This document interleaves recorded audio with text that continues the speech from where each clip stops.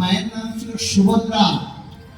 অভিমন্যুর পিতামাতা অর্জুন এবং সুভদ্রা তারা স্বামী স্ত্রী দুজন মিলে একাগ্র চিন্তে আলোচনা করছেন। দেখবেন মা নীরবে ভক্ত প্রকৃতি স্বামী স্ত্রী যারা তারা আলোচনা করে, ভক্তিত্বতা আলোচনা করে, তারা স্বামী স্ত্রী দুজন মিলে ভক্তিত্বতা আলোচনা করছে। কি আলোচনা?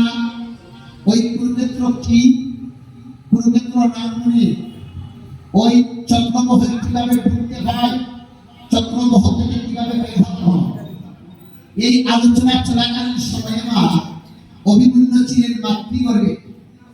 আলোচনা করতে করতে যখনই বলেছেন চক্রবহ কি, চক্রবহে কিভাবে ঢুকতে হয়, সেই আলোচনা চলাকালীন সময় পর্যন্ত মা সুভদ্রা শুনেছিলেন।